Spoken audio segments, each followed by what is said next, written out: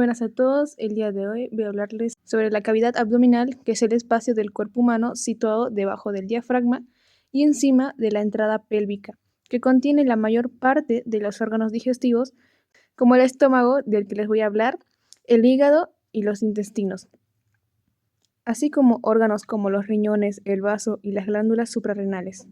Está revestida por el peritoneo y delimitada por la pared abdominal, el diafragma y la pelvis. La cavidad abdominal va a tener órganos digestivos como el estómago, el intestino delgado y grueso, el hígado, la vesícula biliar y el páncreas. También sería el vaso, riñones, uréteres y glándulas suprarrenales. Y también estarían los vasos sanguíneos y linfáticos como la aorta, la vena cava inferior, entre otros. Los límites de la cavidad abdominal superiormente sería el diafragma, el músculo en forma de cúpula que separa el abdomen del tórax. El inferior, que es la entrada pélvica o borde pélvico, que es la abertura hacia la cavidad pélvica. Anterior y laterales serían los músculos de la pared abdominal.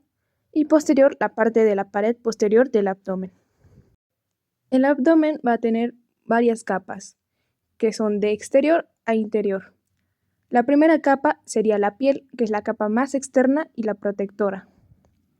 La segunda capa sería el tejido subcutáneo, que también sería la grasa, que se divide en dos, que es la fascia de Camper, que es una capa de grasa superficial, y la fascia de Scarpa, que es una capa fibrosa más profunda. Y la tercera capa serían los músculos abdominales, como el músculo oblicuo externo, es el más superficial de los tres músculos, el músculo oblicuo interno, que se va a encontrar debajo de los oblicuos externos, y el músculo transverso del abdomen, que es el músculo más profundo de los músculos, situado más internamente. También estaría lo que es la fascia transversalis, que es una capa de tejido conectivo que se sitúa por debajo de los músculos abdominales. La quinta capa sería la grasa extraperitoneal, una capa de grasa que se encuentra entre la fascia transversalis y el peritoneo. Y por último, el peritoneo parietal, que es la capa más interna de la pared abdominal que se adhiere a las paredes y recubre las vísceras del abdomen. Estas capas trabajan juntas para dar soporte, protección y movimiento al tronco y sus órganos internos. Bueno, les voy a hablar del peritoneo, que sería la última capa, que este es un saco membranoso compuesto por dos capas, la capa parietal, que cubre las paredes abdominales, y la capa visceral, que reviste la mayor parte de las vísceras abdominales.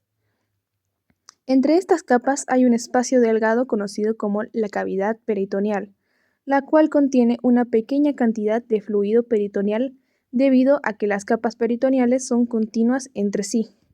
Forman recesos o espacios en los sitios donde el peritoneo parietal se comunica con el peritoneo visceral.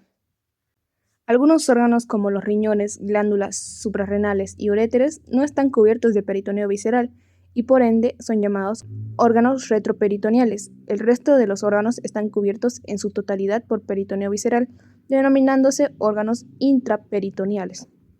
El peritoneo está dividido en dos: aumento, que es el epiplón mayor, y epiplón menor. El epiplón menor, también conocido como ligamento gastrohepático, es un espacio hueco de menor tamaño que el epiplón mayor. Está ubicado de manera posterior al estómago y tiene como función amortiguar sus movimientos. El epiplón mayor forma la cavidad abdominal principal y es subdividido por el colon transverso, formando los compartimientos supracólico e infracólico. El hígado, el estómago y el vaso se ubican en el compartimiento supracólico, mientras que el intestino delgado, el colon ascendente y el colon descendente se ubican en el compartimiento infracólico. El epiplón mayor y el epiplón menor se comunican a través del foramen omental o foramen epiploico. Además de los epiplones, el peritoneo presenta pliegues o formaciones peritoneales, el mesenterio, epiplón mayor y menor, y ligamentos peritoneales. Ahora les voy a hablar sobre el estómago. El estómago es un órgano del sistema digestivo especializado en la acumulación y digestión de la comida que ingerimos. Su anatomía es bastante compleja, pues se divide en 4 partes, presenta 2 curvaturas, está irrigado principalmente por el tronco celíaco y es inervado por los nervios vagos y plexo celíaco. El estómago es la parte más dilatada del sistema digestivo, ubicándose entre el esófago y el duodeno. Para ser más precisos, este abarca la región entre los orificios del cardias y del píloro, del tracto gastrointestinal. Se encuentra cubierto y conectado con otros órganos por medio del peritoneo. El omen menor, que es el epíplomo menor, conecta el estómago con el hígado y luego se extiende alrededor del estómago, desde donde el omen mayor, que sería el epíplomo mayor, continúa hacia abajo, colgándose de este como una cortina. El peritoneo tiene un trayecto complejo que requiere de visualización. Abarca varias regiones del abdomen, incluyendo epigastrio, región umbilical, hipocondrio y flanco izquierdo. También tiene relaciones anatómicas precisas y está en contacto con varias estructuras adyacentes. Las partes del estómago tienen importancia anatómica, siendo que las 4 secciones principales son el cardias, el fondo fundus gástrico y el cuerpo gástrico y la porción pilórica.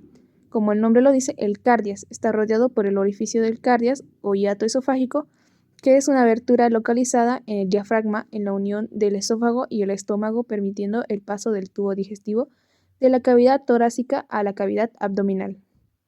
Esta es la primera porción por donde la comida ingerida pasa, representando la puerta de entrada del estómago. El fondo gástrico es la porción dilatada superior del estómago, que está localizada superiormente en relación al plano horizontal del orificio del cardias.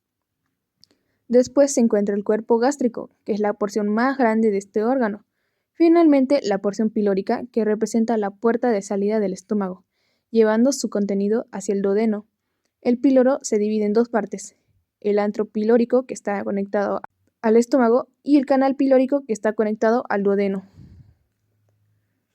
El contenido del canal pilórico entra en el duodeno por el orificio pilórico, cuya abertura y cerramiento están controlados por el esfínter pilórico, que es una capa circular de músculo liso. El estómago va a tener una forma característica de J. Esto se debe a la presencia de 2 curvaturas desiguales. La curvatura más grande y convexa, localizada en el lado izquierdo del estómago, es llamada curvatura mayor. Esta comienza en la incisura del cardias formada entre el borde del esófago y el fondo gástrico. La curvatura más pequeña y cóncava se encuentra en el lado derecho y es denominada curvatura menor. Esta última presenta una pequeña escotadura llamada incisura angular, que marca la línea de inserción entre el cuerpo gástrico y la porción pilórica del estómago. La principal función del estómago involucra la digestión tanto mecánica como química de la comida ingerida. Esta pasa por el esófago y a través del orificio del cardias entra al estómago, donde se mezcla con el jugo gástrico. Aquí, contracciones musculares repetitivas agitan las partículas de la comida, formando fragmentos más pequeños que se mezclan con el jugo gástrico, y mediante la acción de varias enzimas y el ácido clorhídrico presente, desintegran aún más la comida, produciendo una sustancia semilíquida llamada quimo. Esta última pasa al duodeno por el píloro por un proceso denominado peristalsis gástrica. Por ser un órgano muscular, el estómago puede distenderse mucho, acumulando entre 2 a 3 litros de comida.